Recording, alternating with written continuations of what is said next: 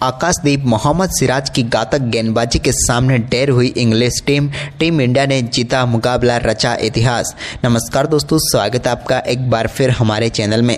दोस्तों, भारत और इंग्लैंड के बीच खेले गए चौथे दिन के खेल में ही भारतीय गेंदबाजों ने इंग्लैंड के बल्लेबाजों के पर कच्छे उड़ा कर रख दिए। टीम इंडिया की तरफ से घातक गेंदबाजी हुई। पहले तूफानी बल्लेबाजी हुई शुभमन गिल की तरफ से, तो इसके बाद घातक गेंदबाजी ने पूरी तरीके से टीम इंडिया ने डोमिनेट करते हुए चौथे दिन ही मुकाबले को अपने नाम कर लिया। तो दोस्तों, हम आपको इस चौथे दिन के खेल का पूरा हाईलाइट तो इस वीडियो में बताएंगे, लेकिन उससे पहले आप भी टीम इंडिया की दमदार परफॉर्मेंस को देखकर खुश है तो इस वीडियो को एक लाइक जरूर कर दें। वीडियो का लाइक टारगेट हमने रखा है मात्र 100 लाइक।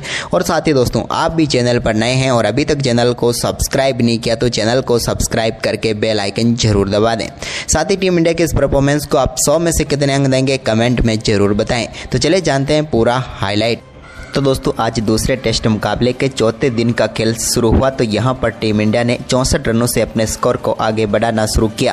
केएल राहुल के साथ करुण नायर क्रीज पर उतरे, लेकिन ब्रेडन कार्स की गेंद पर केएल राहुल के बल्ले से निकले एक बेहतरीन कवर ड्राइव के साथ ही आज के दिन की भी शानदार शुरुआत टीम इंडिया के लिए हो गई, क्योंकि एक टाइमिंग से भरा हुआ शॉट यहां पर देखने को मिला केएल राहुल के बल्ले से। इसके बाद दोस्तों, यहाँ पर केएल राहुल ने ही एक और शानदार शॉट ब्रेडन कार्स के ही सामने खेल दिया 15वें ओवर की चौथी गेंद पर और थर्ड स्लिप के ऊपर से गेंद को बाउंड्री लाइन के पार भेजा। इसके बाद यहाँ पर 17वें ओवर की 5वीं गेंद पर एक भाग्यशाली चौका यहाँ पर करुण नायर को मिला, जहाँ पर दोनों स्लिप के ऊपर से गेंद चौके के लिए बाउंड्री लाइन के पार चली गई। लेकिन इसी ओवर की 5वीं गेंद पर उनके बल्ले से एक और शानदार शॉट देखने को मिला, जिस पर बेहतरीन तरीके से गेंद को बाउंड्री लाइन के पार भेज दिया करुण नायर ने। करुण का शानदार परफॉर्मेंस जारी रहा। 21वें ओवर की दूसरी गेंद पर भी उन्होंने एक और कवर ड्राइव के जरिए गेंद को बाउंड्री लाइन के पार भेजा, तो इसकी अगली ही गेंद को फाइनली की तरफ चौके में भेजने में वो कामयाब हुए। लेकिन इसके बाद दोस्तों, यहाँ पर बेहतरीन बल्लेबाजी करे थे करुण नायर, लेकिन 21वें ओवर की आखिरी गेंद पर उनको पेविलियन भेजने में कामयाब हुए। यहाँ पर जेमी स्मिथ के हाथों के इस्तेमाल बैठे और ब्रेडन कार्स ने उनको पेविलियन भेज दिया और एक और पारी यहाँ पर करुण नायर की समाप्त हुई, जहाँ पर उन्होंने सेट हो चुके थे, पूरी तरीके से बड़ी पारी खेलने का मौका था, लेकिन आखिरकार 46 गेंदों का सामना करने के बाद 26 रन बनाकर वो पेविलियन लौटे। इसके बाद क्रीज पर उतरे कप्तान शुभमन गिल ने यहाँ पर आते ही शानदार बल्लेबाजी करते हुए एक बेहतरीन चौका जड़ दिया। उन्होंने गेंद को सिर्फ रोका और गेंद चली गई बाउंड्री लाइन के पार और यहाँ पर शानदार चौका उन्हें मिल गया। इसके बाद दोस्तों, यहाँ पर केएल राहुल ने 28वें ओवर की चौथी गेंद पर एक शानदार शॉट खेला, जिस पर उन्होंने बेहतरीन चौका जड़ दिया। इसके बाद केएल राहुल अपने अर्धशतक के बिल्कुल करीब थे, लेकिन उन्होंने एक बेहतरीन शॉट खेला, जिस पर उन्हें मिले यहाँ पर 3 रन और इन 3 रनों के साथ ही केएल राहुल ने शानदार परफॉर्मेंस करते हुए अपना एक और शानदार व दमदार अर्धशतक यहां पर पूरा कर लिया। टीम इंडिया के लिए एक और महत्वपूर्ण पारी यहां पर केएल राहुल के बल्ले से देखने को मिली। इसके बाद दोस्तों, शुभमन गिल ने भी 28वें ओवर की 5वीं गेंद पर जोश टांग के एक और शानदार शॉट खेलते हुए गेंद को बाउंड्री लाइन के पार भेजा और कवर की तरफ शानदार चौका जड़ दिया। केएल राहुल और शुभमन गिल के बीच भी अब शानदार पार्टनरशिप चल रही थी, क्योंकि यहाँ पर यह पार्टनरशिप में कई शानदार चौके जड़ रहे थे, जिसमें 29वें ओवर की पहली गेंद पर बेन स्टोक्स की गेंद पर भी एक शानदार चौका यहाँ पर केएल राहुल के बल्ले से देखने को मिला एज के जरिए। लेकिन यहाँ पर इसके बाद 30वें ओवर की पहली गेंद पर जोश टांग ने शानदार गेंदबाजी करते हुए यहाँ पर केएल राहुल को बोल्ड किया और एक और सफलता यहाँ पर इंग्लैंड की टीम को दिला दी। यहाँ पर केएल राहुल शानदार बल्लेबाजी करे थे, लेकिन ये बेहतरीन गेंद उनका विकेट लेकर गई। केएल राहुल ने 84 गेंदों पर 55 रनों की पारी खेली। इसके बाद क्रीज पर उतरे ऋषभ ताबड़तोड़ पंत, तो उन्होंने आते ही ताबड़तोड़ बल्लेबाजी करनी शुरू कर दी। 30वें ओवर की चौथी गेंद पर उनके बल्ले से शानदार चौके के साथ ही उन्होंने अपनी पारी का आगाज किया। तो वहीं पर इसी ओवर की 5वीं गेंद पर उन्होंने एक बड़ा शॉट खेला और गेंद को पहुंचा दिया सीधे स्टैंड में और इसी के साथ ऐलान कर दिया आज की दमदार बल्लेबाजी का, क्योंकि चौका व छक्का उन्होंने लगातार जड़ दिया। इसके बाद 31वें ओवर की दूसरी गेंद पर भी बेन स्टोक्स की एक और गेंद को शानदार तरीके से चौके में तब्दील कर दिया कप्तान शुभमन गिल ने। लेकिन इसके बाद ऋषभ पंत की ये दमदार पारी जारी रही, जब 32वें ओवर की दूसरी गेंद पर भी उन्होंने जोश टांग की एक और गेंद को बाउंड्री लाइन के पार भेजा। बैकवर्ड पॉइंट के ऊपर से बेहतरीन शॉट के जरिए चौका जड़ने में वो कामयाब हुए। लेकिन इसी ओवर की 5वीं गेंद पर भी उनके बल्ले से एक और दमदार शॉट देखने को मिला, जो कि पहले भी हम कई बार देख चुके हैं। बैकवर्ड स्क्वायर लेग के ऊपर से गेंद को स्टैंड में पहुंचा दिया यहाँ पर ऋषभ पंत ने और एक एक और दमदार छक्का उनके बल्ले से देखने को मिला। इसके बाद चौकों का दौर आया। यहां पर शोएब बशीर गेंदबाजी करने आए तो 33वें ओवर की दूसरी गेंद पर एक और शानदार चौका मिड विकेट की तरफ जड़ने में कामयाब हुए ऋषभ पंत। यहां पर फील्डर गेंद तक ही नहीं पहुंच पाया और शानदार चौका उन्हें मिल गया। तो वहीं पर इसी ओवर की चौथी गेंद को भी एक बार फिर से बाउंड्री लाइन के पार भेजने में वो कामयाब हुए और बिहाइंड द स्क्वायर इस बार शानदार चौका उन्होंने जड़ दिया। एक ही ओवर में 2 चौके यहां पर जड़े ऋषभ पंत ने। वहीं पर इसके बाद एक बार फिर गेंदबाजी करने आए बशीर जब 37वें ओवर में, तो 37वें ओवर की दूसरी गेंद को बैकफुट से शानदार तरीके से ओवर मिड विकेट चौके में तब्दील कर दिया शानदार शॉट के जरिए पंत ने। वहीं पर इसके बाद पंत और गिल की ये शानदार साझेदारी चल रही थी, लेकिन तभी आज के दिन के पहले सेशन की समाप्ति हुई। ये सेशन भी टीम इंडिया ने अपने नाम किया, सिर्फ 2 ही विकेट गंवाए इस सेशन में और अब तो लग रहा था कि भारतीय टीम इस मुकाबले को पूरी तरीके से अपनी पकड़ में जकड़ रही है। वहीं पर इसके बाद दोस्तों आज के दिन का दूसरा सेशन शुरू हुआ तो यहाँ पर छक्के के साथ आगाज हुआ जब बेहतरीन बल्लेबाजी करते हुए बड़ा शॉट खेला और गेंद को स्टैंड में पहुंचाया शुभमन गिल ने और स्क्वायर लेग के ऊपर से शानदार छक्का जड़ दिया।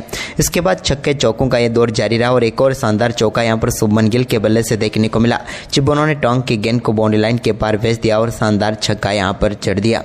चौके छक्कों की ये बारिश देखते ही देखते टीम इंडिया के स्कोर को तेजी से आगे बढ़ाती हुई नजर आई। वहीं पर शुभमन गिल भी अब आप धीरे धीरे अपने अर्धशतक की तरफ आगे बढ़ रहे थे। यहाँ पर उन्होंने एक और बड़ा शॉट खेला और गेंद को एक बार फिर से बाउंड्री लाइन के पार भेज दिया और इस बार भी उनके बल्ले से बड़ा छक्का देखने को मिला। टॉप एज के जरिए गेंद बैकवर्ड स्क्वायर लेग के ऊपर से स्टैंड में पहुंच गई और इसके बाद शानदार बल्लेबाजी करते हुए उन्होंने अपना शानदार अर्धशतक पूरा कर लिया। टीम इंडिया के लिए महत्वपूर्ण पारी यहाँ पर एक बार फिर से इन्होंने खेल डाली। इसके बाद दोस्तों यहाँ पर 44वें ओवर की तीसरी गेंद पर ऋषभ पंत ने भी जॉस टांग की गेंद पर लिए सिंगल के साथ ही दमदार बल्लेबाजी करते हुए अपना एक और अर्धशतक यहाँ पर पूरा कर लिया और टीम इंडिया के लिए एक बार फिर से इन्होंने भी महत्वपूर्ण पारी खेल डाली। जब टीम को सबसे ज़्यादा जरूरत थी इनकी पारी की तब इन्होंने ये शानदार पारी खेल कर दिखाई। वहीं पर इसके बाद 44वें ओवर की 5वीं गेंद पर भी एक और बड़ा शॉट यहां पर देखने को मिला ऋषभ पंत के बल्ले से जब गेंद को एक बार फिर से उन्होंने स्टैंड में पहुंचाया और शानदार तरीके से लॉन्ग ऑन के ऊपर से शानदार छक्का उनके बल्ले से देखने को मिला। इसके बाद दोस्तों यहां पर शोएब बशीर गेंदबाजी करने आए तो उनकी गेंद को भी शानदार तरीके से स्वीप शॉट के जरिए स्क्वायर लेग की तरफ भी शानदार तरीके से चौके के लिए बाउंड्री लाइन के पार भेज दिया ऋषभ पंत ने। वहीं पर पंत गिरते पड़ते काफ़ी तेजी से रन बनाने शुरू कर चुके थे। एक गिरते गिरते भी चौका आखिरकार उनके बल्ले से देखने को मिल गया जब बशीर की गेंद को उन्होंने बाउंड्री लाइन के पार भेज दिया। वहीं पर ऋषभ पंत जब 65 रनों पर बल्लेबाजी कर रहे थे तो 47वें ओवर की दूसरी गेंद पर एक और बड़ा शॉट खेलने के लिए वो जरूर गए, लेकिन एक बार फिर से बल्ला उनके हाथ से छूट गया और इस बार तो बल्ला ही नहीं बल्कि उनका साथ भी छूट गया क्योंकि कैच सीधे बेन डकेट के हाथों में चला गया और यहाँ पर ऋषभ पंत 58 गेंदों पर 65 रनों की पारी खेलकर पेविलियन लौट गए। लेकिन अब बारी थी शुभमन गिल की। गिल ने एक के बाद एक बड़े शॉट खेलकर रविंद्र जडेजा के साथ साझेदारी को आगे बढ़ाया। इसी बीच एक शानदार चौका उनके बल्ले से देखने को मिला शोएब बशीर की गेंद पर। बशीर के सामने तो रविंद्र जडेजा भी यहां पर काम करते हुए नजर आए। उन्होंने भी एक शानदार चौका यहां पर शोएब बशीर की गेंद पर जड़ दिया। इसके बाद दोस्तों यहां पर बशीर के सामने ही एक और शानदार चौका शुभमन गिल के बल्ले से भी देखने को मिला जब गेंद को बेहतरीन तरीके से उन्होंने बाउंड्री लाइन के पार भेज दिया। वहीं पर इसके बाद शानदार बल्लेबाजी करते हुए 67वें ओवर की तीसरी गेंद पर उन्होंने अपना शानदार शतक पूरा कर लिया। पहली पारी में दोहरा शतक और दूसरी पारी में शतक का कारनामा करने वाले दूसरे भारतीय खिलाड़ी बन गए शुभमन गिल और इतिहास रच दिया। दुनिया में कुछ ही गिने चुने खिलाड़ी हैं जिन्होंने दोहरा शतक और शतक एक मुकाबले की दोनों पारियों में ऐसा कारनामा किया हो। वहां पर अपना नाम दर्ज करवाने में कामयाब हुए शुभमन गिल। वहीं पर इसके बाद दोस्तों यहाँ पर आज के दिन के दूसरे सेशन की समाप्ति हुई। ये सेशन भी भारतीय टीम के ही नाम गया क्योंकि इस सेशन में टीम इंडिया ने 127 रन बनाए।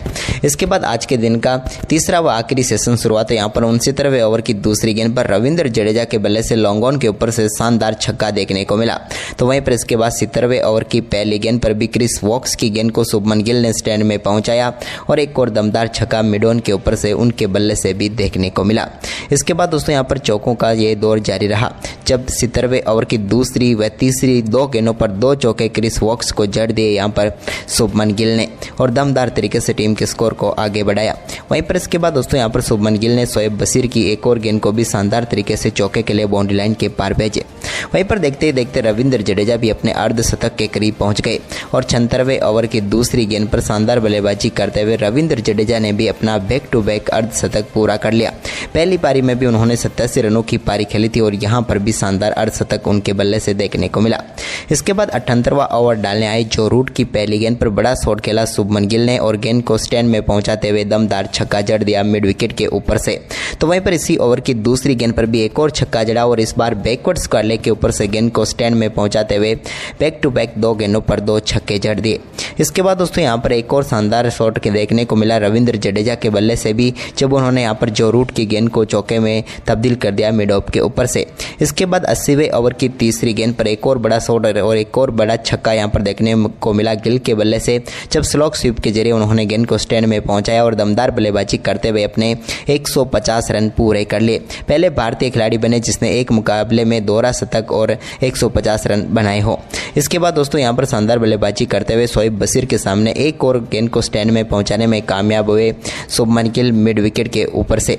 लेकिन इसके बाद यहाँ पर 81वें ओवर की 5वीं गेंद पर शोएब बशीर ने यहाँ पर चलता किया शुभमन गिल को। गिल बड़ा शॉट खेलने के लिए गए लेकिन गेंद वहीं पर खड़ी हो गई और कॉटिन बोल्ट आउट होकर पेविलियन लौट गए शुभमन गिल। लेकिन आउट होने से पहले 162 गेंदों पर 161 रनों की तूफानी पारी खेलकर वो पेविलियन लौटे और पूरी तरीके से डोमिनेट कर दिया यहाँ पर इंग्लिश गेंदबाजों को। वहीं पर इसके बाद यहाँ पर नए बल्लेबाज नीतीश कुमार रेड्डी उतरे तो उनको जो रूट ने चलता किया। 82वें ओवर की पहली गेंद पर वो भी बड़ा शॉट खेलने के लिए गए लेकिन गेंद बाउंड्री लाइनअप को पार नहीं कर पाई और सीधे पहुंच गई जैक क्रॉली के हाथ में और नीतीश कुमार रेड्डी 2 गेंदों पर 1 रन बनाकर पेविलियन लौटे। इसके बाद वाशिंगटन सुंदर आए तो उन्होंने भी एक बड़ा छक्का और एक चौका लगाकर टीम इंडिया की लीड को 600 रनों के पार पहुंचा दिया। और इसके बाद दोस्तों भारतीय टीम ने अपनी पारी घोषित कर दी और भारतीय टीम ने 608 रनों का विशाल लक्ष्य यहां पर इंग्लैंड की टीम के सामने रखा। तो दोस्तों क्या लगता है इंग्लैंड इतने बड़े लक्ष्य को चेस कर सकती है? लेकिन दोस्तों टीम इंडिया के इस बड़े लक्ष्य का पीछा करने उतरी इंग्लैंड की टीम की शुरुआत बेहद ही खराब रही और भारतीय टीम को दूसरे ही ओवर में मोहम्मद सिराज ने सफलता दिला दी। दूसरे ओवर की चौथी गेंद पर जैक क्रॉली के बल्ले का शानदार तरीके से यहाँ पर शॉट जरूर लगा लेकिन उतना ही बेहतरीन कैच साई सुदर्शन ने पकड़ लिया और भारतीय टीम को पहली सफलता मिल गई। बेहतरीन कैच यहाँ पर क्रॉली का गया सीधे सुदर्शन के हाथ में। यहाँ पर हम क्रॉली की बात करें तो एक बार फिर निराश होकर पेविलियन लौटे क्योंकि यहाँ पर टीम को शानदार शुरुआत की जरूरत थी, उस समय वो दिला नहीं पाए और 7 गेंदों का सामना करने के बाद 0 पर ही चलते बने। इसके बाद दोस्तों यहाँ पर टीम इंडिया को अगली सफलता के लिए भी ज़्यादा इंतजार नहीं करना पड़ा और 5वें ओवर की तीसरी गेंद पर ही बेन डकेट को बोल्ड करके पेविलियन भेज दिया आकाशदीप ने और भारतीय टीम को दूसरी सफलता दिला दी।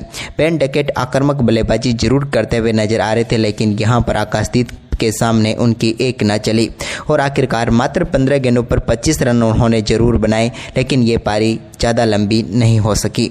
इसके बाद यहाँ पर ओली पॉप ने कुछ अच्छे शॉट खेले तो साथ ही जो रूट ने भी उनका बेहतरीन साथ दिया।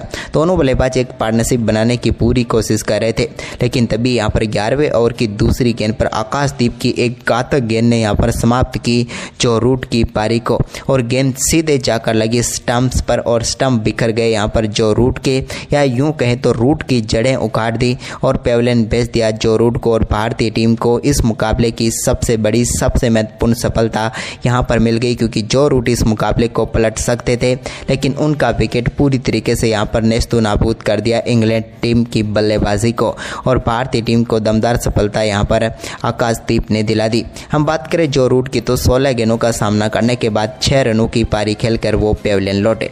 इसके बाद ब्रुक ने यहां पर 1-2 चौके जरूर लगाए और आज के दिन का खेल समाप्त होने तक 72 रनों तक पहुंचा दिया इंग्लैंड की टीम को 3 विकेट के नुकसान पर। फिलहाल हैरी ब्रुक 15 और ओली पॉप 24 रन बनाकर क्रीज पर हैं लेकिन अब आखिरी दिन इंग्लैंड को 536वें टीम को इंडिया को 7 विकेट चाहिए जीत के लिए। तो दोस्तों क्या लगता है कौन जीतेगा? हमें कमेंट करके जरूर बताएं और इस वीडियो को ज़्यादा से ज़्यादा शेयर करें। धन्यवाद।